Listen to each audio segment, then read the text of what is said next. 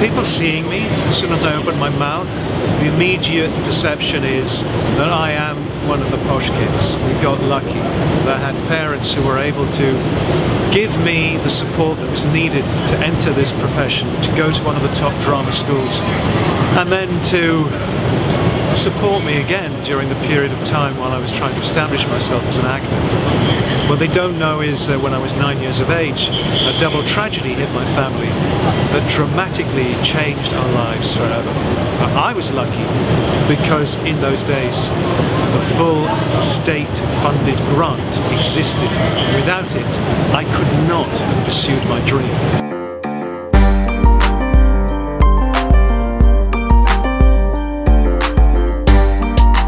My name is John Pirkis, and this is Diary of an Actor.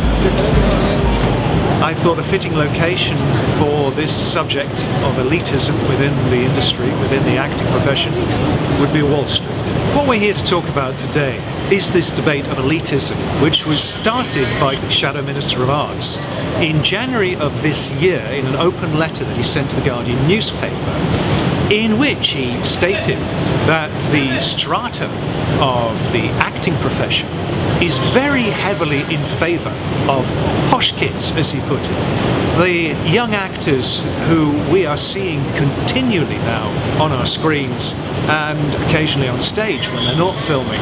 These kids who've been to Eton, to Westminster, to Harrow, because they have wealthy families to support them, they were then able to pay the fees to go to one of the top drama schools and then be supported further whilst they were building up their careers once they'd graduated.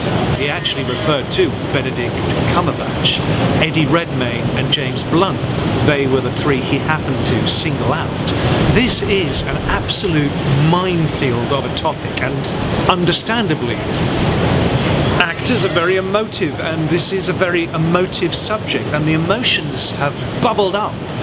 Julie Walters came into the fray as well. What she was saying is no longer having those state-funded grants really cuts out a huge swathe of society being able to pick up a profession as actors. One of the missiles that was fired out with the schools need to lower their fees, but they can't. Now, I mean, for me, those fees were phenomenal, and this is 33 years ago when they were $3,500 a year. I couldn't afford that. Now they are £9,000 a year. That's roughly $13,800 a year. So how do you afford that if your family's income is below the £25,000 mark? The drama schools all hit back and said, this isn't true. Honestly, this isn't true. Bristol Old Vic, out of 26 graduating students, 20 came from state school. Liverpool Institute of Performing Arts, 87.4%. Guildhall Speech and Drama in London, 79.5%. RADA, 40%. And Joanna Reid, principal of LAMDA, said quarter of her students came from state school backgrounds. And she said, for every Benedict Cumberbatch, I can mention 5 actors as talented and successful who've come through LAMDA and have had no financial assistance.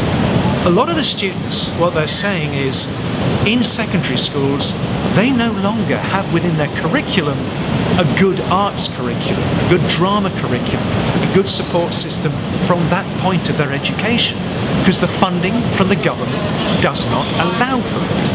Now, I cut my teeth and got my equity card with theatre and education, going into schools, taking theatre around the country to schools.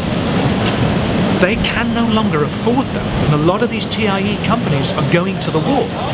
And of course, our current government, from its previous tenure and its tenure at present, are going to be making further cuts to the arts. Already we have seen 100% cuts to theatres around the country. If you want something, you really have to strive and push and believe to achieve. You have to do that against the odds. The more of us that do that, the more voices there are to exclaim and push for a change to be made. My name is John Pirkis. And we look forward to seeing you at the next episode of Diary of an Actor.